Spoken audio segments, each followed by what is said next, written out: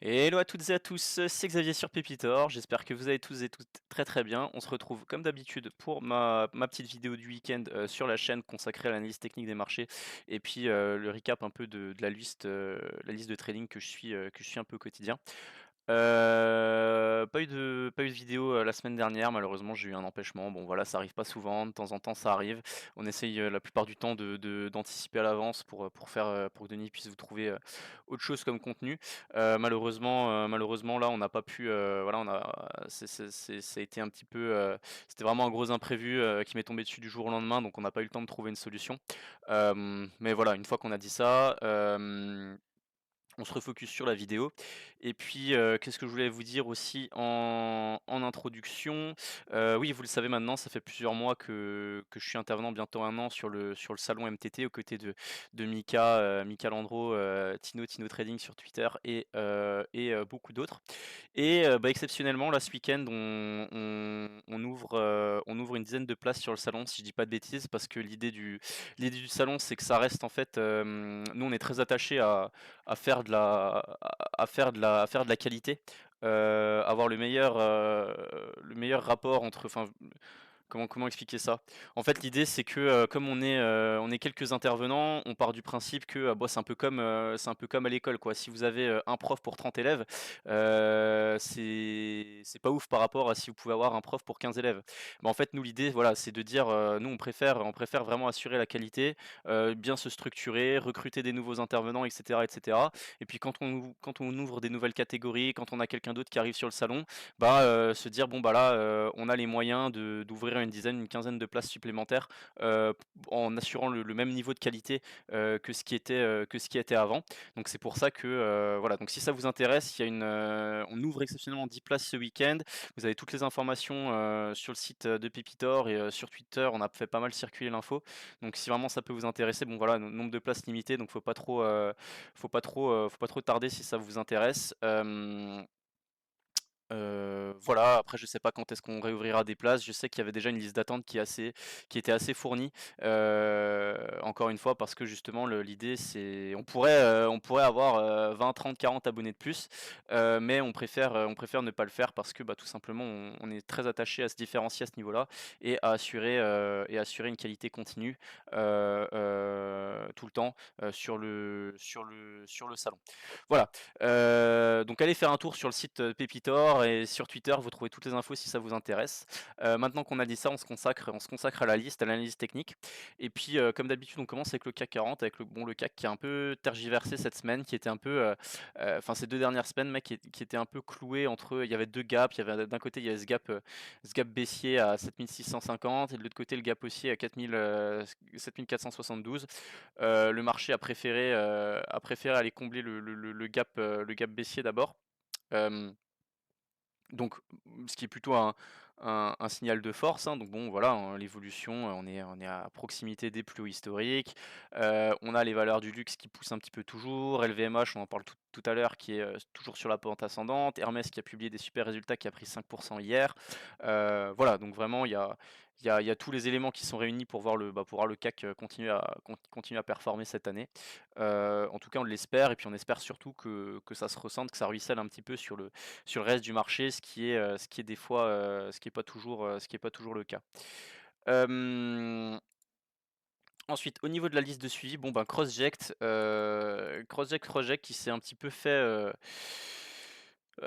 déglinguer par, son manque de je sais pas si on peut dire d'informations, en tout cas des informations qui étaient pas claires, qui étaient donc il y a le voilà pour ceux qui savent pas, là cette semaine c'était quand? C'était, de mercredi soir. Il y avait il y avait la direction qui diffusait un webinaire, je crois en direct, où ils étaient un petit peu, voilà, où il y avait beaucoup d'attentes par rapport à des informations concernant les programmes de développement, le financement et cetera. Puis au final, comme tous les mais c'est ça, c'est incroyable, c'est que, moi ça fait quoi? Ça fait 6 7 ans que je fais de la bourse. à chaque fois qu'il y a une société qui organise un webinaire, à chaque fois c'est pareil, il y a tout le monde qui s'attend à ce qu'on dise, à ce qu'on un webinaire, vous apprendrez, jamais rien d'autre que ce qui a déjà été communiqué dans les communiqués. D'où le principe de faire des communiqués de presse. Donc bon bref, le marché s'est un peu emballé, sur ce webinaire. Bah, au final, bah, ouais, on a été déçus parce que, on n'a pas eu d'informations nouvelles que d'autres que celles qu'on connaissait déjà. Et donc la sanction a été assez, j'ai pas envie de dire disproportionnée parce que je c'est pas un dossier que je connais extrêmement bien au niveau, je sais pas si c'est voilà, au niveau trésorerie, au niveau voilà, je ne sais pas exactement ce qu'il en est, s'il y a une prévision, si du coup, ça rend, le fait de pas avoir eu d'informations financières là, ça rend le fait de voir une augmentation de capital, très probable parce que la société est en manque de trésorerie. Je connais pas exactement ces informations-là. Le fait est que d'un point de vue technique, on a fait un vilain gap on a fait un vilain gap baissier on a ouvert à combien? On a ouvert à 4,70, donc là ça bon, ceux qui avaient payé la zone des 5 € là, ça déjà théoriquement, vous faites un gap baissier comme ça sous support, faut pas trop chercher à réfléchir, hein, c'est un gros signal de force à la baisse, puis à la hausse c'est pareil, hein, quand vous faites un gros gap haussier au-dessus d'une résistance, c'est que souvent c'est le moment, quoi.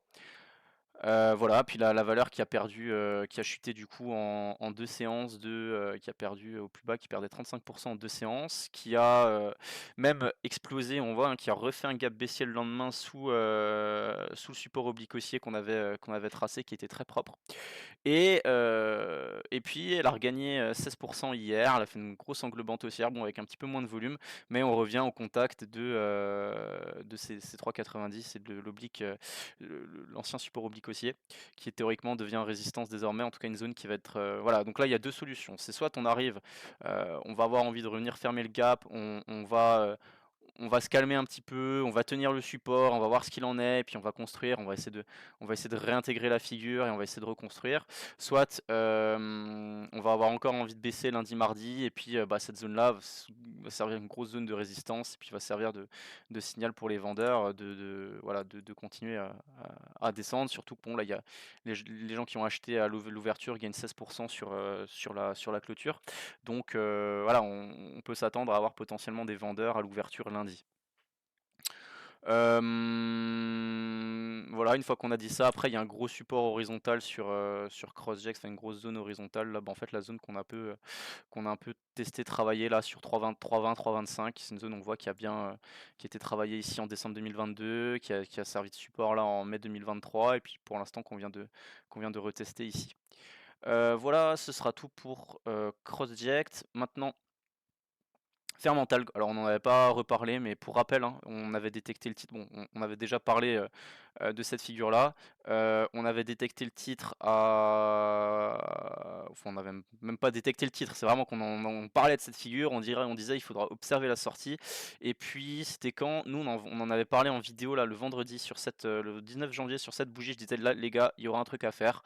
Gros volume, on est sur la résistance, gros volume, il y a des chances que ça passe. C'est passé et ça a pas loupé puisqu'au plus haut, la valeur a quasiment fait x2 en 2 semaines, plus 194. Moi j'en ai profité, c'est mon meilleur trade de l'année pour l'instant. Je suis sorti, j'avais fini de vendre ma ligne, je vais vous expliquer exactement où. Sur cette séance-là, le 2 février, je suis sorti le reste de ma ligne à 0,66. J'avais parlé sur Twitter de la zone, j'avais parlé de plusieurs résistances. J'avais parlé dans un premier temps, il y avait cette zone des 0,40 qui a été touchée dès le lundi, où il y avait déjà 10-15% à prendre par rapport au prix d'ouverture, hein, voilà, 15% à prendre. Derrière, le titre a un peu concédé, était reparti, et il y avait une deuxième zone à jouer qui était la même de 100, là, aux alentours des 0,54. Pareil, j'en avais parlé aussi sur Twitter. Et puis derrière, je disais, bon, bah, on casse la même 200. Écoutez, je pense que ça peut peut-être accélérer. Prochaine zone de résistance, direction 0,60, la zone 0,61, 0,66. On voit, hein, la zone que j'avais matérialisée ici par les deux droites. Enfin les 2 segments plutôt. Et voilà, et du coup elle avait fait cette mèche. Moi j'étais sorti, j'avais pris, du coup j'étais rentré un peu en anticipation, je crois sur les 0,32. Voilà, aux alentours des plus 100% sur le restant de ma ligne, donc c'était, premier bagger, de l'année, donc premier x2 de l'année, en espérant qu'il y en ait beaucoup d'autres.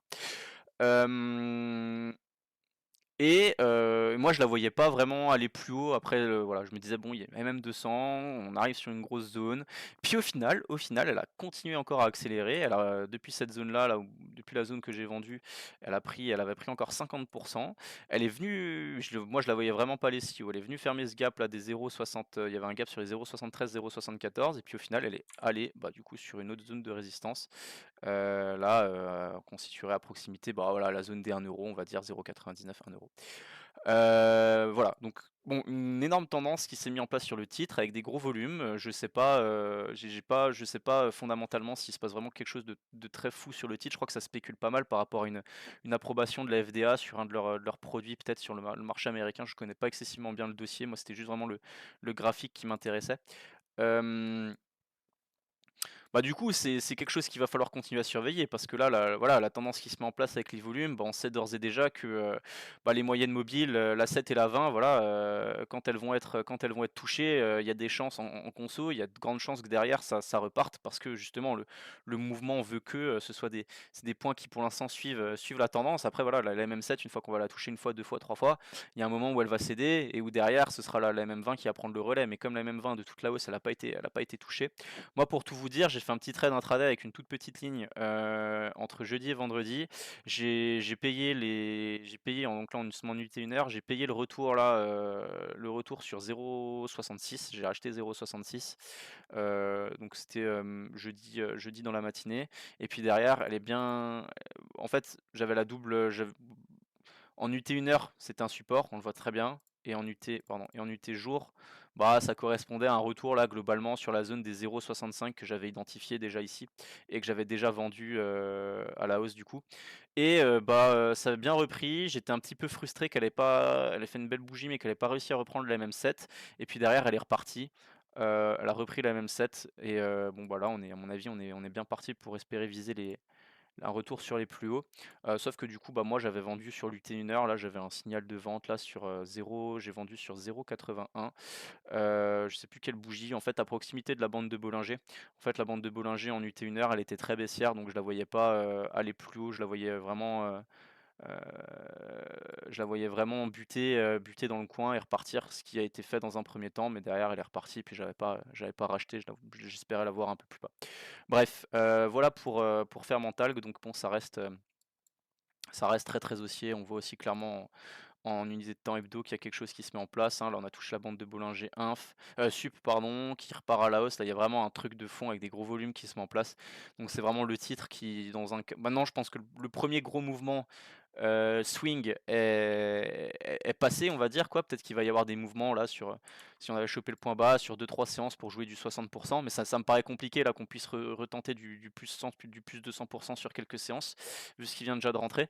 Par contre, les taux de consolidation, si on n'a pas les bons, voilà, si on a un peu, si on pense ne pas rentrer au bon moment dans la hausse, parce que bon là c'est compliqué de rentrer là, là vous allez rentrer où là 0,83 c'est compliqué, ça me paraît compliqué. Enfin moi j'aurais pas envie de rentrer sur ce point-là. Par contre derrière il y aura des points à surveiller sur les retours parce que, techniquement c'est des points qui vont intéresser le marché et où, il va y avoir quelque chose à jouer je pense sur des rebonds de 15-20 sur quelques heures, voire des fois bah, là j'aurais dû garder une moitié de ligne et essayer de me laisser porter en swing, sur un peu plus longtemps. Vu la gueule de la séance là, de vendredi, je pense qu'il y a des chances que lundi ça aille plus haut. Voilà. Bon ensuite, alors là c'est de l'ultra, ultra, ultra spéculatif parce que TME Pharma, pour ceux qui connaissent, ex Noxon Pharma, c'est vraiment une des plus grosses daubes de la côte. C'est vraiment une des valeurs, si vous êtes un peu, je sais qu'il y a des mecs du salon MTT qui suivent aussi un peu ces vidéos-là. Vous le savez avec Mika, c'est une valeur, alors c'est une des valeurs qu'on trouve les plus, enfin Mika notamment, il la connaît encore mieux que moi, qui trouve l'une des plus dures à trader de la côte parce que elle fait tout le temps des retours, elle ne tient jamais une hausse. Ou alors c'est très rare, vous voyez, elle fait que des mèches tout le temps, ou c'est assez compliqué voilà, c'est un titre qui a des grosses bougies rouges, ouverture en gap haussier, clôture, on perd 30% sur la séance. Voilà, c'est vraiment une valeur qui est extrêmement, extrêmement, extrêmement, extrêmement dure à trader, qui a vraiment du mal à enchaîner deux trois bougies de hausse. Par contre, moi, c'est un titre que je surveille, parce que il faut le dire, c'est une daube, c'est une grosse merde. On fait attention si on veut trader cette valeur, mais il y a une configuration technique qui est explosive et je pense que c'est un dossier qui peut clairement nous faire une énorme plus-value quand il se sera décidé. Alors, je vais m'expliquer. Bon, la première chose déjà, pour moi, on avait une sorte de triangle, heu, de congestion là déjà ce qui est intéressant, c'est que c'est un titre qui voilà, on prend les mouvements à chaque fois. C'est un titre qui, quand il arrête, il voilà, il alterne entre phase de baisse et phase de neutralisation la plupart du temps et on se rend compte que la dernière fois qu'on a eu une config comme ça où, le titre ça a bien stagné pendant un moment et a pas fait de plus bas, ce qui était le cas là ici globalement en mars dernier, donc il y a un an. Bah, il y a un moment, le titre quand il repart, on va prendre de ce point-là, hein, le départ du mouvement haussier, il a pris, quasiment 100, il a fait un mouvement de 100. Hem Et là, la config est à mon sens encore plus intéressante, pour plein de raisons. La première, c'est que déjà, on a un triangle, on avait cassé ce triangle à la hausse, ici là, avec des volumes intéressants. On avait envie de s'échapper, de tenter l'échapper, on n'a pas réussi. Et on est revenu faire un throwback sur ce triangle, sur l'ancienne oblique, l'ancienne résistance oblique baissière. Donc ce qui témoigne de la pertinence là, première chose, on a une grosse pertinence de l'analyse technique et de la figure, premièrement. Ensuite, deuxièmement, pour que ce soit plus clair, je vais enlever cette courbe-là. Bon, c'est un dossier qui globalement, là, depuis 2 mois, ne fait pas de nouveaux plus bas. Voilà. Ensuite, troisièmement, ils ont fait une annonce intéressante là hier, arrêt des OCA. Donc arrêt des OCA, ça veut dire, arrêt des dilutifs pour le cours, hein, parce que les dilutifs, les OCA sur ce genre de valeur, c'est ce qui plombe le titre pendant des mois, des mois, des mois, des mois, des mois, comme en fait un peu toutes les daubes qui fonctionnent à OCR, hein. Globalement, des fois, il y a des rebonds à jouer de quelques centaines, quelques dizaines, quelques centaines de pourcents sur quelques jours maximum, et le reste du temps, on fait que baisser. Noxan en faisait partie, elle a annoncé arrêter ces dilutifs-là. Alors attention, c'est pas parce qu'il n'y a pas de nouveaux dilutifs ou que le contrat est fini qu'il n'y a pas.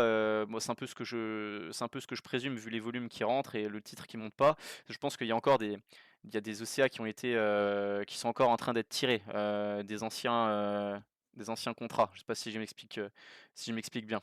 Euh, Ce que je veux dire, c'est que quand celles-ci seront finies, voilà, il y en a pour l'instant, il n'y en aura pas de nouvelles, donc c'est là qu'on pourra espérer une envolée sur le cours. Et pourquoi je juge ça probable? Parce que c'est un dossier sur lequel il va y avoir de la spéculation par rapport à des news qui doivent tomber en mars, des news cliniques. Donc mars, c'est demain, c'est dans un mois. Je prends le temps de bien expliquer mon scénario sur le dossier. Et généralement, quand on commence à avoir un peu une corrélation entre analyse technique qui devient sympa et des news qui sont censées tomber à horizon proche, et ben, ça peut donner un combo sympa avec pas mal de spéculations à prévoir, surtout que c'est un tout petit dossier qui doit valoir, 5-6 millions de valorisation, un truc comme ça. Bref, et on a une config technique qui est assez exceptionnelle, je vous ai dit des plus bas de plus en plus haut là, sur 3 mois. Un titre qui vraiment stagne, des bandes de Bollinger qui sont de plus en plus serrées et surtout des volumes de fous furieux qui rentrent. Donc ça c'est vraiment ce qu'il faut chercher à observer. Et puis là, la séance, on a eu 1 300 000 de volume, 1 400 000 de volume en euros, pour des volumes historiques, quoi. Et voilà, c'est juste, on sent bien là, le titre a envie de partir là. Le titre a vraiment envie de partir là, faudrait qu'on arrive à valider les 0,27 à mon sens. Le titre a vraiment envie de partir et moi je pense que quand ça va partir très fort parce que là la config est vraiment idéale, bande de Bollinger super serrée, des gros volumes qui rentrent, ça congestionne bien, news potentiel, un gap à venir fermer. Déjà rien qu'en premier objectif, si on se disait on achetait 0,27 et on vient, fermer le gap, il y en a pour 41 et après bon, vous avez vu l'ampleur de la baisse, suffit qu'il y ait une bonne news, n'importe quoi. C'est vraiment voilà, c'est vraiment un graphe qui me fait un petit peu penser à, bah, simplement à Fermentalg en fait. On a un peu la même figure de congestion, puis d'un coup on est parti et on avait la configuration qui était tip top et puis ça a accéléré et voilà donc TME Pharma et Fermentalg, c'est un peu le la même configuration technique en unité de temps, jour et puis là franchement les volumes ils doivent alerter quoi. Je veux dire, il y a quelque chose qui est en train de se passer sur le titre et pour moi le moindre signal d'achat, faudra pas hésiter. Il y a moyen, je pense c'est un titre là sur lequel il va y avoir moyen de gagner gros. Donc on se le garde vraiment en surveillance et bon je m'adresse pas à tout le monde mais les plus spéculateurs d'entre vous là, faut se mettre une alerte sur ce titre. Ensuite, SO, on en parlait aussi. Bon, peut-être que vous avez tenté quelque chose. On a cassé ce canal baissier à la hausse, on a cassé les 55 euros, puis on a accéléré. Donc c'est un petit peu ce qu'on se disait, la signal d'achat entre 54 et 55 là il y a 2 semaines. Donc bon voilà, pas grand chose d'autre à dire, si ce n'est que bon, si ce n'est que techniquement c'est propre, et puis bon là il y a des chances qu'on retourne du coup sur les 63-64 euros en objectif pour ceux qui sont in. Rien de plus à dire sur le graphique sinon, qui me paraît assez somme toute assez clair. Bon, Adosia, c'est toujours aussi piégeux, c'est toujours aussi compliqué. Bon, gros point positif, c'est que quand même malgré tout, on tient la zone des 9,50 €. Je pense que là, ça peut être bien la semaine prochaine si elle tergiverse encore entre 9,50 et 10, qu'on vienne sur le support oblique haussier ici, là, à plat, et puis que ça nous serve vraiment de catalyseur pour repartir. Euh, Est-ce que... Voilà, on peut tracer ça désormais aussi sur le titre. Un gros triangle, un gros fanion. Euh, Affaire à suivre. En hebdo, ça reste ok. On est au-dessus des mêmes 20. On voit bien les 9,80, les 9,50 qui tiennent. En mensuel, on vient de faire un contact avec la MM7 mensuel. Donc voilà, pas trop d'inquiétude à avoir. J'espère vraiment que le deal va finir par sortir. Ce serait vraiment une belle récompense pour tous les actionnaires, et peut-être que ça réveillerait un petit peu le secteur biotech français. ST Microelectronics, j'aime bien la configuration. J'ai envie d'acheter lundi. J'ai envie d'acheter lundi pour viser 47 euros. Ça me paraît pas trop mal. Voilà. Bon, en gros, on a un titre qui vient de reprendre la même 200, qui est en train de, voilà, les bandes de Bollinger qui s'écartent à la hausse, qui est sur le point de sur le point de casser une résistance là, sur les 42,80. Donc un titre sur lequel il peut y avoir voilà, 8-10% à jouer à court terme. Euh, ça reste les semis en plus, et puis on voit que ça marche très bien en ce moment. Enfin, en hebdo en plus, c'est pas trop mal non plus. J'aime bien la teneur du graphe en hebdo. On reprend la M7, on reprend la M20. Bon, ça reste globalement très haussier. Affaire à suivre. Il y a beaucoup de valeurs des semi-conducteurs en Europe, enfin aux États-Unis aussi, qui cartonnent littéralement en ce moment. STM est un petit peu en retard, bon, parce qu'elle est plus, c'est un peu comme XFAB dont je parlerai tout à l'heure. C'est des valeurs qui sont un peu plus sensibles qui sont plus, comment dire, exposées sur le marché automobile. Bon, marché automobile qui est pas le secteur le secteur le plus sexy au monde, voilà, on le sait. Donc c'est peut-être un peu pour ça aussi que les valeurs sous-performent. Pourtant, elles restent très très bon marché, notamment XFAB. Donc on parlera juste après. Voilà, bref, donc STM, je pense quelque chose à faire là au-dessus des 42,80. Elis, depuis qu'on a eu ouais, on a eu super point sur les 19 euros, elle est 10% plus chère, valeur tranquille, bon père de famille. Bah, si vous êtes encore dedans, tranquillement, on se laisse porter. Là, on fait le suivi, peut-être on peut viser les 22 euros. MM20 en support, et puis même maintenant, là, pour moi, la zone des 20 en support, même MM20 plus zone des 20. Voilà, rien de plus à dire sur Elis, c'est très propre techniquement, on se laisse porter. Veralia qui revient dans la liste. Intéressant, là, elle a fait un gap haussier récemment, je me demande si c'est pas à cause d'une reco d'analyste. Donc un signal de force assez intéressant, parce que malgré la bougie, on a quand même réussi à repartir derrière. C'est pas un gap très puissant, mais on n'est pas venu le fermer. Au contraire, on a plutôt tendance à avoir envie de repartir. Donc moi, je la vois bien comme déjà, on va se tracer tout de suite. On va tout de suite se tracer ça sur Veralia. Tac, tac, tac. Voilà, tiens, comme par hasard, là, l'analyse technique, des fois on remarque qu'il se passe des trucs, hein. Bon, là c'est très, là c'est un peu piffé, mais en gros, voilà, si on va partir de ce point-là, c'est assez propre, c'est assez propre. Donc là on a peut-être eu un point bas court terme qui est vraiment passé sur Veralia. Enfin, disons que là c'est une oblique qui est assez longue pour qu'on sache qu'il y a des chances qu'elle fasse vraiment un gros support une fois, deux fois, trois fois, quatre fois. Donc ça c'est propre. Merde. Ah, c'est pas cette droite que je voulais supprimer. Je vais vite la retracer. Tac. Voilà. Là, les 31 qui correspondaient aussi à une zone horizontale. Donc bon, bah, on est en train de se relancer sur le titre, c'est bien parce que c'est un super titre qui sous-performe énormément les marchés en ce moment. Là, on est quand même il y aurait 30% de hausse pour revenir sur les plus hauts historiques. C'est un titre voilà, qui devrait être à mon sens beaucoup plus haut. On, techniquement, c'est très propre ce qui est en train de se passer. Pour moi, là, il y a quelque chose à faire sur ces niveaux de prix, là, 34 € en mode breakout. L'idée derrière, ça va être de réussir à enfoncer les 36 et puis viser.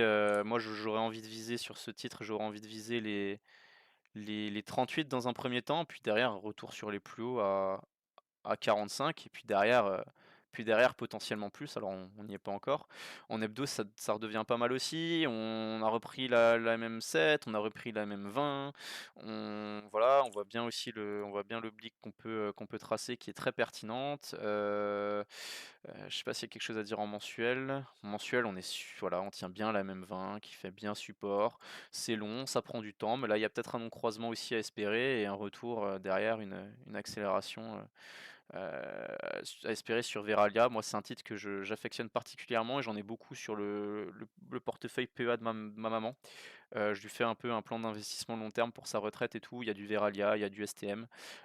C'est des valeurs que je juge bon marché et qui ont de grandes chances de grimper à long terme. Après, le tout est de réussir à les garder suffisamment longtemps sans que le stop soit tapé. Voilà, et pas trop se faire avoir psychologiquement à cause de l'importance des baisses qu'il peut y avoir des fois. Bref. Je passe à LVMH. Alors LVMH qui a déjoué un petit peu notre pronostic. On se disait, nous, on la voyait bien aller sur les 800. Chose qu'elle a faite avant, derrière, de consolider, venir faire un throwback sur les 750 puis de repartir. Non, elle a cassé direct elle a cassé direct les 800. Et bah, pour l'instant, c'est bon, ça c'est propre, il y a des volumes, c'est LVMH. 2024 va être une excellente année pour LVMH. Avec les JO de Paris, il va y avoir du monde à Paris. LVMH est partenaire premium de l'événement, donc ils vont être sur toutes les télés du monde. Bon ben, je crois que le marché est un petit peu en train clairement de repasser à fond à l'achat sur LVMH. Ouais, bon, moi je pense qu'il y aurait peut-être eu maintenant avec du recul, c'est toujours pareil, avec du recul, bon, c'est compliqué, on achète des résultats, on aurait acheté à quoi? À plus une séance à plus 10, mais bon, théoriquement, là d'un point de vue technique, on remarque, hein, c'était sur 750 qu'il y avait quelque chose à faire, la cassure des 750. Là, ça me paraît un peu tard, faudra attendre une consolidation sur le titre pour faire quelque chose. Valourec, bon Valourec qui s'est un peu fait sanctionner. Bon c'est tellement bizarre hein, parce que j'ai l'impression c'est tellement aléatoire les résultats d'entreprise. Il y a des bons communiqués comme XFAB qui se font complètement détruire parce que on en parlera juste après, mais il y a se faire il y a baisser, il y a se faire détruire. Il y a des résultats qui sont achetés puissance 12 comme on n'avait jamais vu comme LVMH par exemple. Il y a des résultats moyens, des profit warning qui se font pas sanctionner. Soitec qui prend, je sais pas, 6 ou 7% alors qu'ils font un troisième profit warning de suite. Bref, ce qui période des résultats, c'est toujours assez saoulant psychologiquement parce que ça n'y a rien comprendre. Et puis bah Valorec qui sur cette date-là, c'était quand? C'était jeudi dernier au soir, qui annonçait revoir sa perspective de résultats à la hausse, ses prévisions de résultats donc qui seront publiées le 1er mars à la hausse pour 2023. Résultat, on ouvre en gap haussier de 8%, on fait plus 10 au plus haut, plus 10, plus 12, et puis on retombe, on retrace tout, on perd depuis les plus hauts, on perdait 13% quasiment cette semaine. Donc bon, le marché qui s'est dit, bon bah, il faut sanctionner une entreprise qui devient, qui s'améliore d'un point de vue santé financière, il faut la sanctionner. Bref, bon bah moi Vallourec, hein, j'en ai, hein, c'est un titre là, voilà, vous le savez, hein, 2024, la figure qu'on a sur le titre là, va pas falloir trop tergiverser le jour où ça va sortir à la hausse. Si ça sort à la hausse, on l'espère évidemment.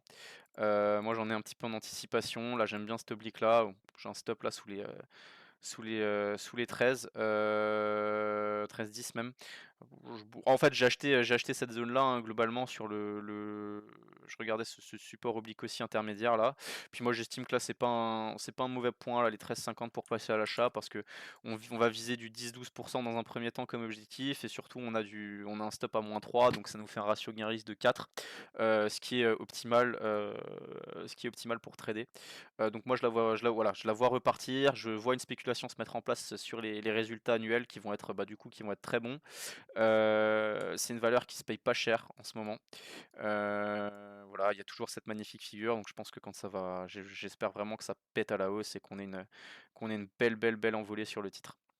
CAC 40, on a fait. Même Scap, bon bah rien dire, hein, c'est un mastodonte sans vraiment un mastodonte de la hausse on va dire parce que c'est une small cap qui vient de gagner en un an 800%, quasiment au plus haut, 736% au plus haut. On a toujours cette magnifique tendance haussière en place. Bon le titre fonctionne avec des accélérations, fonctionne par palier, accélération, on revient sur le palier, on repart, on casse les plus hauts. Là c'est dommage, je l'attendais un tout petit peu plus bas là la consolidation, je l'attendais à 7,30€, 7,30€, 7,32€. Elle a fait 7,40 au plus bas là mercredi. J'avais un petit ordre qui du coup pas été déclenché. Bon maintenant un peu tard. Moi je la vois bien tant que hein, tant qu'elle casse pas de palier, moi je la vois continuer de grimper et puis voilà, hein, même Scap haussier, les statistiques sont haussières donc si vous êtes dedans, on se laisse porter à chaque fois. Bon voilà, c'est pas très compliqué. On remonte au moins son invalidation psychologique. On se dit bon bah maintenant si j'ai des titres en portefeuille, bah je commencerai à me poser des questions le jour où elle clôture sous 7,30 quoi. Sartorius, alors Sartorius, il y a une grosse augmentation de capital cette semaine, ça n'a pas été sanctionné. Alors c'est un titre qui se paye très cher, mais techniquement qui devient assez propre. Pour moi, on casse une sorte on est en train de casser une sorte de résistance oblique baissière. On avait bien rebondi, là on avait fait un joli mouvement, gros signal de force. On a rebondi sur le haut du gap là, 215, on n'était pas venu le fermer, donc gros signal de force, on était reparti, on gagne 15% depuis. On casse la zone des 250. On casse la résistance oblique baissière. Il y a vraiment, voilà, il y a vraiment pas mal d'éléments qui sont haussiers sur le titre. Voilà, moi je la vois bien du coup continuer sa hausse en hebdo. Elle a tenté la bande de Bollinger cette semaine, c'est pas passé, il y a des gros volumes. Voilà, c'est un titre qui est en train d'amorcer une forme de retournement de tendance après 2 années et demie de baisse de suite.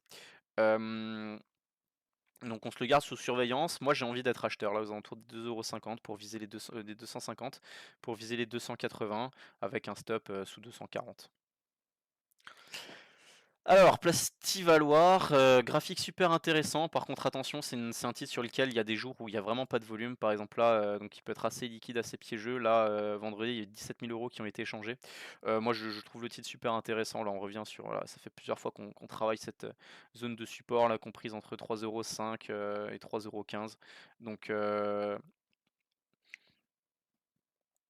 donc ouais, c'est vraiment pas mal bon, ça va pas se je pense pas qu'on va se retourner comme ça, mais il va falloir observer la congestion maintenant, comment on construit avec les bandes de Bollinger qui vont venir, qui vont s'aplatir. Il va falloir essayer de chercher là, soit on peut acheter en anticipation sur les 3, la zone des 3,10 et qu'on se dit: «Allez, on se met large, on se met un stop sous les 3, voire même MM200.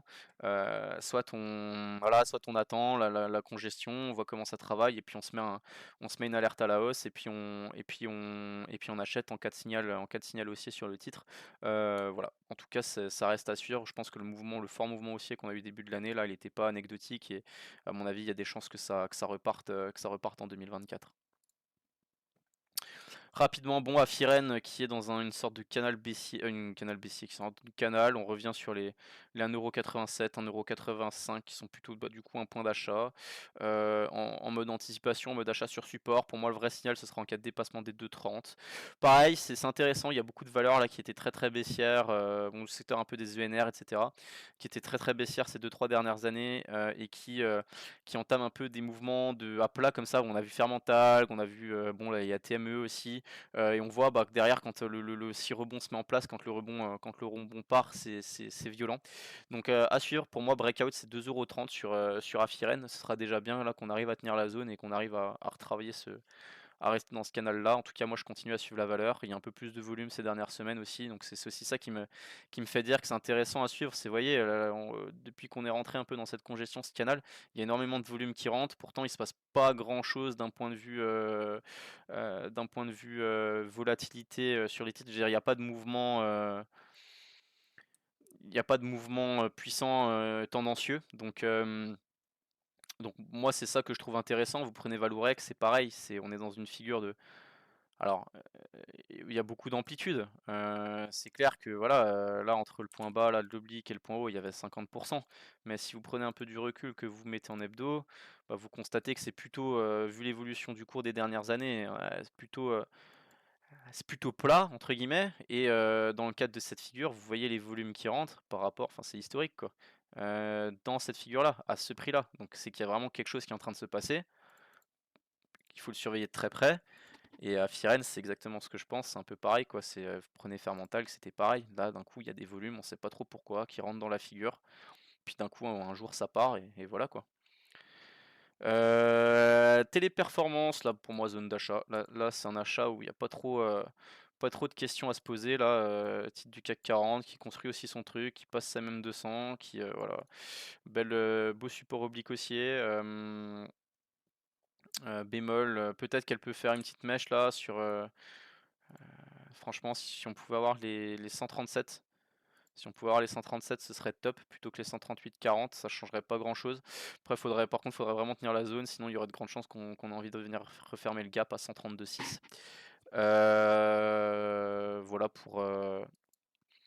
Voilà pour Téléperformance.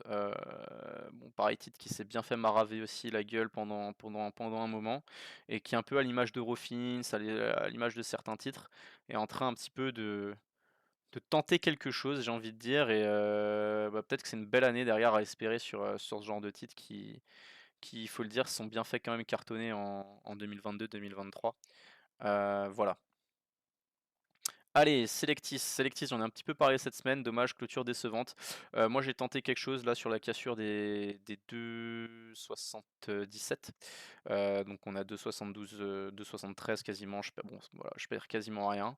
Moi c'est un dossier que j'affectionne toujours autant, je trouve c'est beau là le W qui est en train de se mettre en place. C'est dommage qu'on fasse cette bougie vendredi, je la voyais, pardon, excusez-moi, je la voyais vraiment réussir à repartir. Bon bah là clairement hein, stop. Moi mon stop du coup il est sous les 2,61 plus MM20 du coup maintenant aussi. Donc je trouve que c'est plutôt pertinent. Et l'idée ça va être de venir sur les 3,25€, 3,30€ dans un premier temps. Derrière d'espérer la cassure pour viser 3,90, 4. Et voilà, en hebdo ça reste toujours assez clean aussi. Bon, ouais, même 20 qui monte, on prend le temps, là ça bouge pas trop, mais voilà. Et après on voit bien que par contre là, si on débloquait les 4€, derrière il y aurait un sacré potentiel à la hausse sur le titre. Allez, et je finis les deux dernières valeurs. Metavisio. Alors Metavisio, moi je m'étais mis la zone des 1€, des 86-87 centimes, mais elle est en train de construire quelque chose là plutôt sur la zone des 0,98, 1. Donc, donc voilà, on est plutôt dans ces eaux-là. Là, il y a quelque chose qui se met du coup en. Voilà, ça va être un peu ping-pong entre ces deux bornes, je pense, tant qu'on n'en sort pas d'un côté ou d'un autre. Pardon. Tant qu'on sort pas d'un côté ou d'un autre. Alors après, je la vois mal se retourner comme ça du jour au lendemain à la hausse. Il va falloir prendre le temps. Il y aurait un gap à venir fermer en objectif si on sortait de cette zone des 1,35 de nouveau. Voilà, ça reste très intéressant techniquement, c'est repassé baissier à court terme. En hebdo, je pense que voilà, ça reste pas mal, on rebondit sur la MM20, il y a toujours des gros volumes. Voilà, il va falloir, pour espérer un vrai rebond, il va falloir attendre qu'on ait une configuration daily un petit peu plus intéressante. Laisser tranquillement la MM200, la MM20 baisser un petit peu, qu'elle se stabilise, qu'on arrive à la repasser à la hausse et derrière on pourra espérer quelque chose sur le titre. En tout cas, j'ai envie d'être acheteur là aux alentours des 1 euro pour jouer le ping-pong entre 1 et 1,35 avec un stop. Voilà, faut pas hésiter par contre si vous visez 30% de hausse, vous visez même vous achetez un pour viser un 35 ou un 33, on va dire ça vous fait 33% de hausse. Donc si vous voulez voilà, faut pas hésiter à avoir un stop 5-7% sur ce genre de titre et faire attention à la taille de la ligne parce que bah forcément ça peut aller un peu vite. Et je termine avec XFAB. Bon, XFAB, c'est un peu la déception de la semaine. Bon, parce que le titre publie des super résultats. Valeur des semi-conducteurs, PBR de 6. Enfin bon, bref, voilà, c'est une valeur. Voilà, c'est toujours pareil. C'est le problème, c'est parce qu'on a les US en tête. Un titre comme ça, enfin, quand on voit avec quoi, des fois les publications, avec quoi des valeurs qui valent déjà des milliards et qui gagnent pas de thunes, qui gagnent pas un rond, prennent 40% sur une séance. Quand on voit la gueule des résultats, enfin voilà, la gueule des publications sur lesquelles les Américains ils sont capables de faire up un truc de 40-50%, et que nous on dit on a des super boîtes qui publient des super résultats et qui se font cartonner, qui perdent moins 25, qui perdent moins 20 au plus bas de la séance, c'est quand même des résultats historiques en plus, c'est quand même assez grave.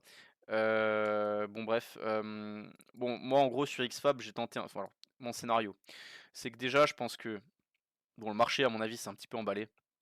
Franchement, je pense que là, la sanction a été vraiment disproportionnée. D'ailleurs, en témoigne la séance, hein, parce que bon, ok, c'est une bougie rouge, mais on voit la mèche, hein, il y a eu des acheteurs, hein, je veux dire, j'étais pas le seul à me dire, c'est bizarre ce qui se passe sur XFAB, quoi.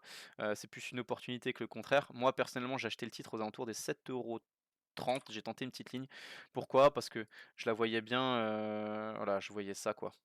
Je voyais un peu cette zone-là, là, si je vais extrapoler un petit peu, voilà, je voyais vraiment cette zone-là, 7,30 €, 7 €, 7 €, enfin là, vraiment cette zone en fait, ici qui a été travaillée, même si on extrapole un peu plus, là on pourrait le faire aussi. Donc j'ai acheté cette zone-là, elle est un petit peu plus bas. En hebdo, je crois qu'elle a fait un point bas sur la MM200 hebdo, si je dis pas de bêtises. Voilà, MM200 hebdo, en point bas. En hebdo, c'est dégueu. Faut le dire. Ok, on rebondit sur MM200 hebdo, mais c'est dégueulasse. On sort de la bande de Bollinger, gros volume à la baisse, on casse les 8,30. Bande de Bollinger qui part bien à la baisse. Donc à voir. C'est pour ça que je me dis, j'espère que le marché va vraiment réussir à se reprendre lundi. En TP, en objectif, hein, du coup, moi, dans un optique trading, du coup, moi, j'ai acheté 7,30. Mon objectif, ça va être de jouer un retour sur 8,30 ici, là. Les plus bas de novembre dernier. Après, voilà, bon, ça, je vous invite à creuser un petit peu. Moi, c'est un titre que j'en ai aussi sur le portefeuille de PEA de ma mère. J'en ai acheté aussi un petit peu.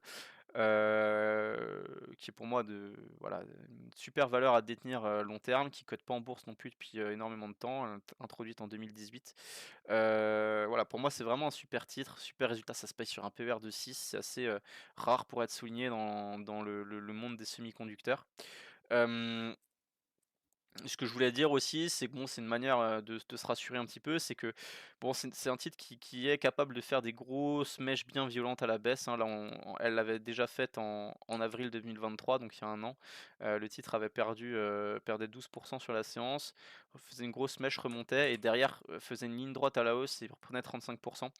Donc bah, espérons qu'elle ait envie de faire la même chose. En tout cas, déjà, si vous avez acheté là, vous avez profité de la baisse pour tenter un truc d'un point de vue trading ou quoi, pour moi les 8,30 c'est vraiment la première zone à venir chercher. Et après, pourquoi pas garder des titres. Moi, je pense que ce que je vais faire, garder des titres un petit peu moyen terme et essayer de les oublier sur le PEA et se laisser porter si ça repart, quoi. Bon, voilà, je sais pas, je trouve que c'est un peu comme Veralia, c'est des valeurs qui se font, ou comme Vallourec, qui se font un peu injustement sanctionner par le marché, et c'est assez compliqué, assez difficile à comprendre parce que ça se paye déjà sur des niveaux de valorisation pas chers, c'est des résultats historiques qui sont bah, excellents la plupart du temps, et les valeurs se font démolir, tandis que bah, certains titres comme Soitec qui publient des profit warning bah, gagnent, on peut vite le voir, hein. Soitec, elle a sorti, ça fait trois fois qu'elle sort des profit warning, et puis bon, ben, elle a ouvert en baisse là, petit gap baissier 8 février, et puis derrière elle repart, elle prend 12%. Voilà. Et derrière, vous vous dites, vous avez XFAB qui publie, je crois quasiment, je sais plus combien exactement de RN, enfin bon bref, 27 de marge d'EBITDA et bon bah, quasiment 1 000 plus d'1 et quelques de chiffre d'affaires et puis bon, on se fait exploser la gueule. OK, intéressant. Hem Bon après ce qui est intéressant, c'est qu'aussi sur Soytech, c'est ce qu'il faut se dire, hein, faut pas non plus être méprisant envers les valeurs et tout. C'est juste je dis juste la saison des résultats, il se passe quand même des trucs des fois, c'est assez alarmant quoi. On se dit: «Le marché est quand même bien con». Hem Pas objectif, mais par contre Solytech, ce qu'on peut se dire, c'est que OK, là on a publié un profit warning, mais derrière le titre prend 12. C'est la question qu'on peut se poser, c'est est-ce que les mauvaises nouvelles sont pas dans le cours? Est-ce que bon bah OK, ça fait le troisième profit warning, on baisse pas plus, bah peut-être que le marché se dit: «Bon bah là, non en fait Solytech, on s'en fout quoi, c'est bon, on a fini de valoriser les trucs de merde qui pouvaient se passer sur le dossier, maintenant, sauf, mauvaise nouvelle exécrable, on n'a plus envie de baisser, vous pouvez publier des profit warnings, c'est pas grave, on regarde, ce qui se passe dans 15 ans, quoi. Donc c'est aussi ça, c'est un signe de force, hein, c'est un signe de force. Un titre qui publie une vraie mauvaise nouvelle et qui est acheté, c'est vraiment un signal de force. OK, j'en ai fini pour, elle est où? YouTube, voilà. J'en ai fini pour cette semaine. Bon 45 minutes de vidéo, un petit peu plus long que d'habitude. J'espère comme d'hab que ça vous aura plu. N'hésitez pas à faire un petit tour sur le salon MTT, si ça peut vous intéresser là, maintenant qu'on a des places ouvertes exceptionnellement. Et puis, je vous souhaite à tous de passer un excellent week-end et je vous dis à la semaine prochaine. Ciao, ciao! C'était Xav sur Pépitor.